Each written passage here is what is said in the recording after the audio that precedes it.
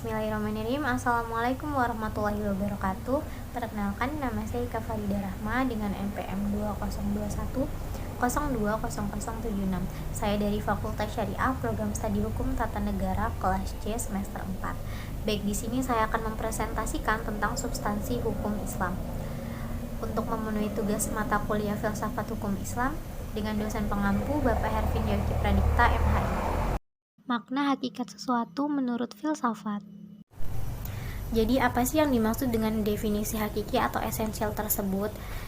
Definisi hakiki atau esensial adalah pernyataan hakikat sesuatu, yaitu suatu pengertian yang abstrak hanya mengandung unsur-unsur pokok yang diperlukan untuk memahami suatu golongan tertentu dan untuk membedakannya dari golongan-golongan lain, sehingga sifat-sifat golongan tersebut tidak termasuk dalam hakikat sesuatu itu. Definisi yang disebut dalam ilmu mantik atau logika sebagai jami atau membuat dan mani, yaitu menolak, adalah definisi yang paling penting dalam ilmu pengetahuan dan filsafat. Definisi itu tersusun dari jenis yang terdekat atau genus proximum dan perbedaan spesifik atau diferensia spesifika. Jenis atau genus ialah setiap pengertian yang menyatakan hanya sebagian dari hakikat sesuatu. Artinya, pengertian tersebut belum menyatakan hakikat sesuatu itu seutuh-utuhnya. Perbedaan spesifik atau diferensia spesifika ialah setiap pengertian yang membedakan golongan atau spesies dari jenis-jenisnya, misalnya berakal budi, membedakan manusia atau spesies dan hewan atau genus. Pengertian filsafat hukum Islam. Filsafat hukum Islam terdiri dari 3 kata, yaitu filsafat, hukum, dan Islam.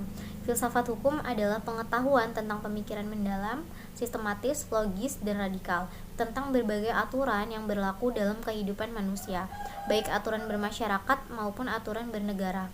Lalu hukum adalah peraturan-peraturan tentang perbuatan dan tingkah laku manusia dalam lalu lintas hidup. Secara ringkat, hukum berarti ketetapan. Dengan demikian, yang dimaksud dengan filsafat hukum Islam adalah setiap kaidah, asas atau mabda, aturan-aturan pengendalian masyarakat pemeluk agama Islam. Faktor yang menjadi ciri filsafat hukum Islam. Faktor yang pertama yaitu wacana atau argumentasi, menandakan bahwa filsafat memiliki kegiatan berupa pembicaraan yang mengandalkan pada pemikiran rasio tanpa verifikasi uji empiris atau perbincangan dengan menutup mata. Yang kedua yaitu segala hal atau sekalian alam. Artinya, semua materi pembicaraan filsafat adalah segala hal menyangkut keseluruhan yang bersifat universal. Tidak ada yang tidak tersentuh oleh pembicara filsafat. Yang ketiga yaitu sistematis. Artinya, perbincangan mengenai segala sesuatu dilakukan secara teratur mengikuti sistem yang berlaku sehingga tahapan-tahapannya mudah diikuti. Yang keempat adalah radikal, artinya sampai ke akar-akarnya, sampai pada konsekuensinya yang terakhir. Radix artinya akar, yang juga disebut arch sebagai ciri khas berpikir filosofis.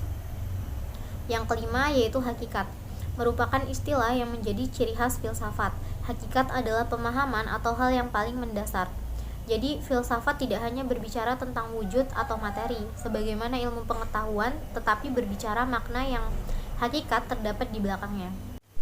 Berdasarkan 5 ciri berpikir filosofis tersebut, dapat diambil pemahaman bahwa filsafat merupakan kebebasan berpikir manusia terhadap segala sesuatu tanpa batas, dengan mengacu pada hukum keraguan atas segala hal. Bahwa sekalian alam dan segala hal dapat dilihat dari berbagai hal sudut melalui kontemplasi, pemikiran yang sistematis, logis, dan radikal. Lalu segala hal yang dipikirkan oleh filsuf berkaitan dengan hal-hal berikut. Yang pertama, berhubungan dengan sesuatu yang bersifat metafisik atau yang tidak dapat dilihat. Yang kedua, berhubungan dengan alam semesta yang fiskal dan terbentuk oleh hukum perubahan. Yang ketiga, segala sesuatu yang rasional dan irasional. Yang keempat, semua yang bersifat natural dan supranatural. Yang kelima, berhubungan dengan akal, rasa, pikiran, intuisi, dan persepsi. Yang keenam, sehubungan dengan hakikat yang terbatas dan yang tidak terbatas.